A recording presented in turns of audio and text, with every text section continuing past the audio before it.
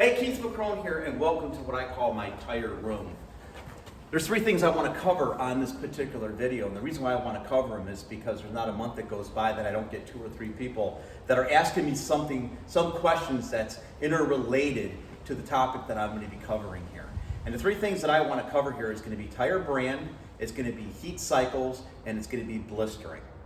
So let's talk about tire brands first, and I want to make sure it's noted that I'm going to be talking about the tires that we use on the GT4 Club Sport. So if you're somebody who's got a different type of vehicle or different type of tire, I would do your research because you might find that maybe the information is not 100% accurate for that particular brand of tire and or vehicle. But what I like to run on the GT4 Club Sport is going to be either the Pirellis or the Michelins.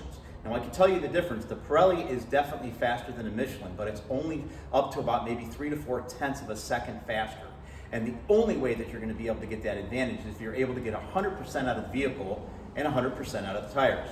So if you're somebody that's a little bit new to the vehicle or new to the track, you would never know the difference between the two.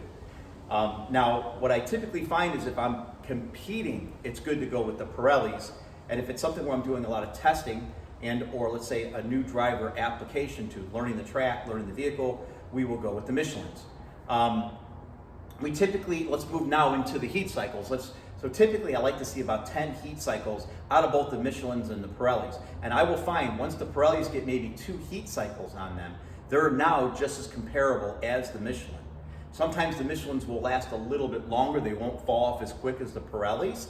But once you get 2 heat cycles, then they seem that they're pretty comparable. And what is a heat cycle? I mean, that was something that was sent to me in an email just recently. So it's very simple. It's when we take a tire that's ambient temperature and we put it on the track and we take it up to 100% operating temperature on the track. And then we bring it back in the pits and let it cool all the way back down to ambient temperature. That is considered a heat cycle. You do that 10 times and I feel it's time to start moving to another set of tires.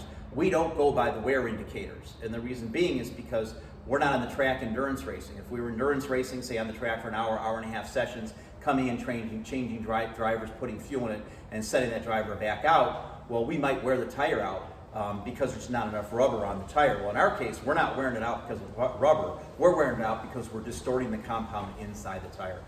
That moves us now into the blistering side of things. So why does blistering happen? Well, it happens when the actual core of the tire actually gets too hot and it starts to pull the rubber away from the core and we start to get blistering. Now, why does that happen? Why does the core, the inner core of the tire, the carcass itself get so hot? Well, I find that if you go out there and let's say that we take a brand new tire and we get it up to operating temperature too quick, sometimes that can go ahead and get the core real hot, the carcass hot, enough to start pulling the rubber away from the carcass and we're going to start blistering. So if you have to go out there and let's say run a tire, it's a brand new tire right out of the gate, maybe you're going to be qualifying or whatever it may be, it's almost like if we can go slower in the first 2 or 3 or 4 laps and slowly bring it up to temperature, it seems like it's better for the tire and the tire will last longer. So hopefully that you found this video helpful, and if you have any other additional, let's say, questions or things that you'd like me to cover, get a hold of me at info@utde.racing.